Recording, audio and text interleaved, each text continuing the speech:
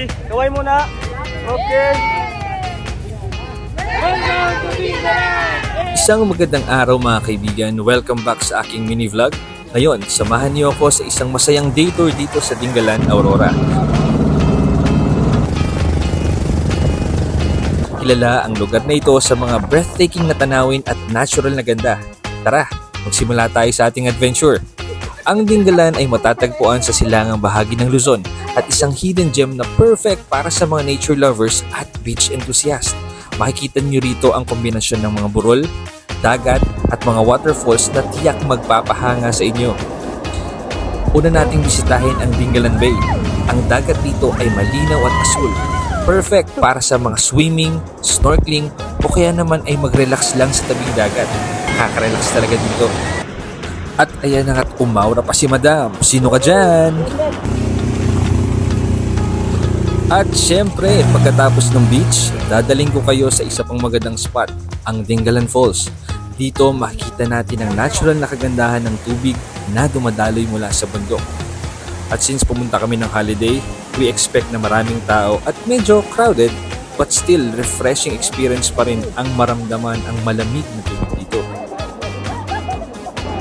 At syempre, magpapahuli ba naman tayo? At ayan na nga, tumalon na rin kami sa mini cliff na ito. At syempre, one of the highlights ng pagbisita namin sa Dingalan, Aurora ay makita ang Batanes of the East. So pagdating sa White Beach, pwede kang mag-trek paakyat o mag-boat ride papunta sa lighthouse at view deck. Medyo challenging pero ang ganda ng view.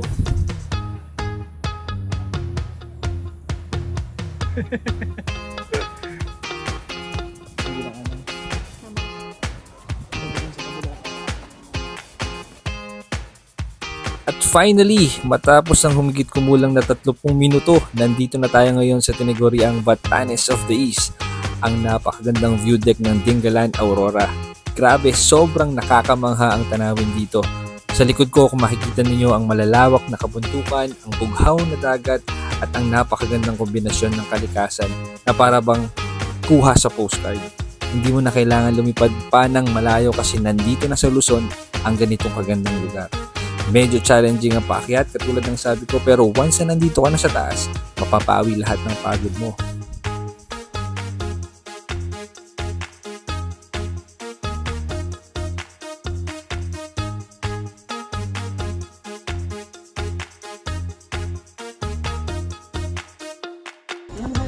At syempre, pagkatapos ng araw na nakakapagod na adventure, hindi pwedeng mawala ang local food. Tikman natin ang mga masasarap na pagkain na hatid ng Dingalan. Magsimula tayo sa kanilang specialty na fresh seafood. Lasa talaga ang fresh na lasa ng dagat. Yummy! Hey! Lighthouse. Naghahandaan ka na ng mga surprise sa amin. May surprise ang taka sa amin to ha.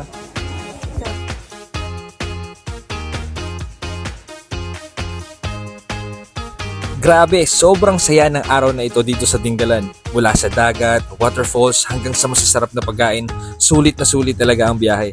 At kung naghahanap kayo ng getaway na hindi crowded, Dingalan, Aurora ang perfect na lugar. Maraming salamat sa pagsama sa akin at sana'y nag-enjoy kayo. Huwag kalimutan mag-subscribe at mag-iwan ng comment kung nais nyo pang makakita ng mga ganitong adventure. Hanggang sa muli, paalam!